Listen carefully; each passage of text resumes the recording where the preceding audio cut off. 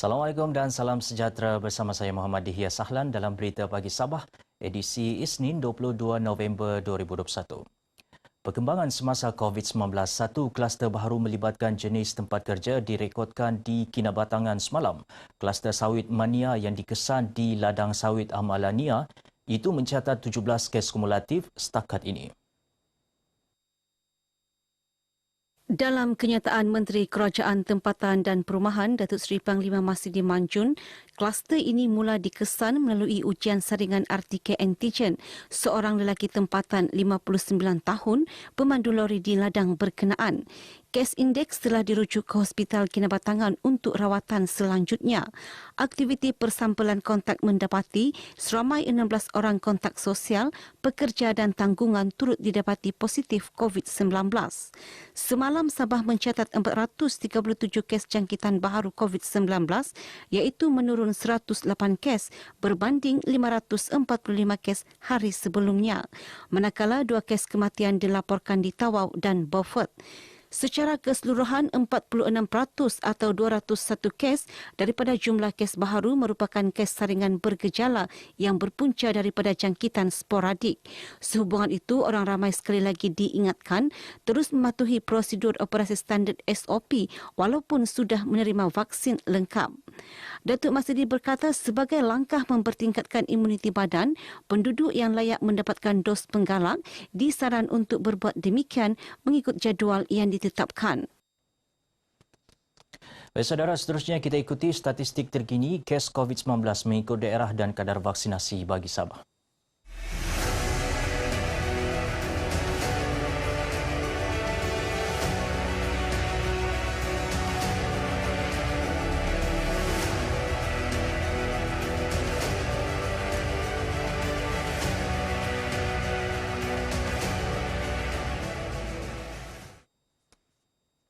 Kerajaan menghargai jasa dan pengorbanan petugas Barisan Hadapan Kesihatan yang telah membawa kepada kejayaan mencapai imuniti kelompok khususnya di kawasan pedalaman meskipun menghadapi pelbagai cabaran. Antaranya kawasan yang luas dan keadaan geografi yang mencabar selain kekangan pengangkutan, jalan perhubungan dan liputan internet. Timbalan Menteri Kerja Raya Dato' Arthur Joseph Kurup berkata, demi mencapai sasaran imuniti kelompok yang ditetapkan, cabaran yang dihadapi bukan penghalang bagi petugas Barisan Hadapan tampil memberikan suntikan vaksin kepada penduduk. Saya cukup berterima kasih kepada semua petugas Barisan Hadapan kerana telah membantu untuk kita mencapai imuniti kelompok sebanyak 93% kepada penduduk zon pedalaman Sabah. Dato' Arthur yang juga ahli Parlimen Pensiangan ditemui pemberita RTM dalam Majlis Apresiasi Petugas Barisan Hadapan memerangi pandemik COVID-19 zon pedalaman atas di Keningau. Beliau berharap petugas Barisan Hadapan terus komited melaksanakan tugas meskipun negara dalam fasa endemik.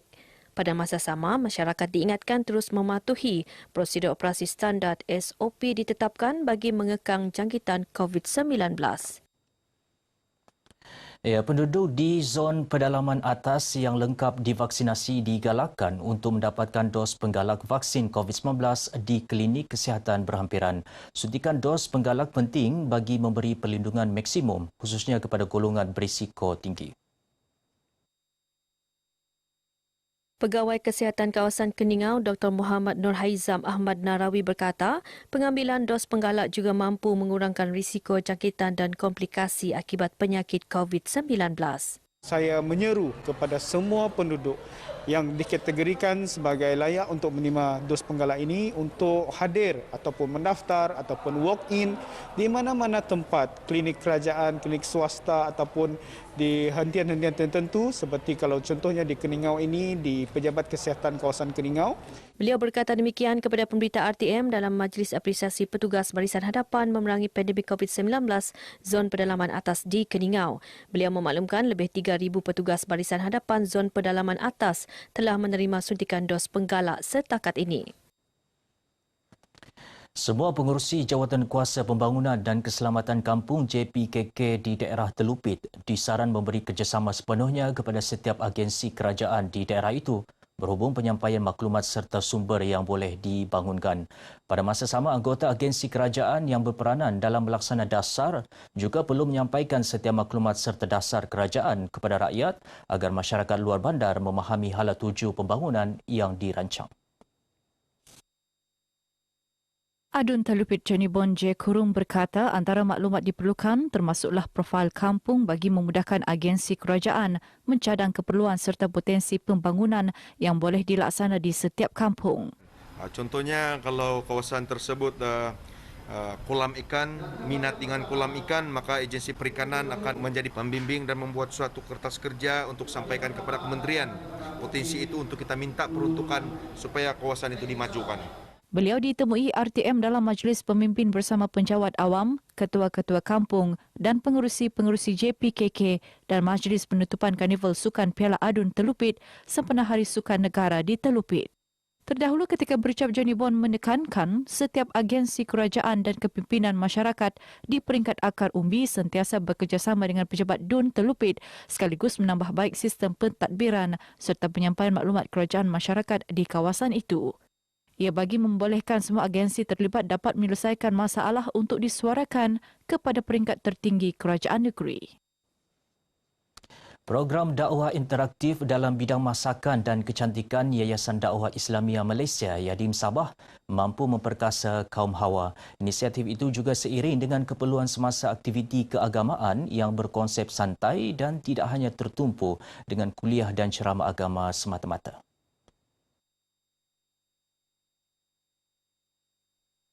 Pengarah Lembaga Tabung Haji Sabah dan Sarawak Datin Nurlaila Said yakin program seumpama berupaya mendorong kaum wanita tampil berani dan berkeyakinan tinggi dalam mengharungi cabaran mendatang.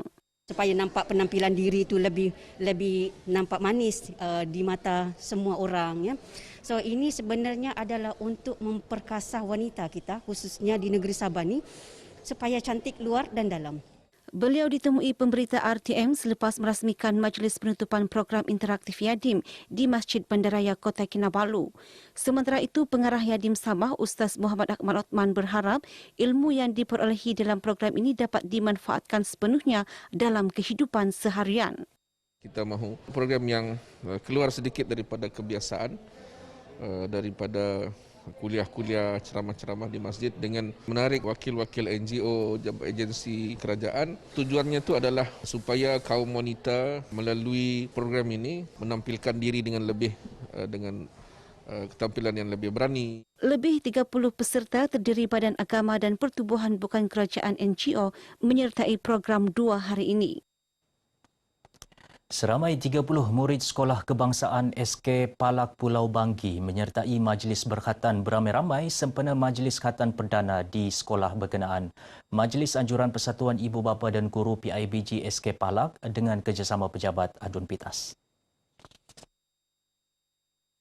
Ketika ditemui RTM, Guru Besar SK Palak Osman Tahir Muhammad berkata program seumpama memberi peluang kepada murid berkhatan secara percuma sekaligus dapat meringankan beban ibu bapa. Pelajar yang terlibat untuk majlis khatan perdana pada tahun ini ialah seramai 30 orang. Majlis berkhatan ini dibuat untuk memberi peluang kepada pelajar-pelajar agar pelajar-pelajar yang terlibat masa cuti sekolah ini untuk melaksanakan program ini. Sementara itu, ibu bapa turut menyambut baik program berkenaan. Inilah program yang kami nantikan secara percuma lah. Kalau kami pergi hospital tidak tahu berapa bayaran sebagai kami orang susah lah. Perasaan saya sangat bangga lah sebab kerana program ini yang julung-julung kalinya diadakan di Kampung Palak. Majlis khatan macam ni kan kalau di kampung di Pulau Banggi ini susah lah kalau pergi hospital lagi. Program berlangsung selama 2 hari yang berakhir semalam turut dihadiri Adun Pitas yang juga Pembantu Menteri Sains Teknologi dan Inovasi Datuk Seri Dr. Rudi Awah. Sementara itu dalam majlis berasingan, Datuk Rudi menyaksikan penyerahan borang penyertaan 16 cawangan parti warisan di Pulau Banggi menyertai Bersatu.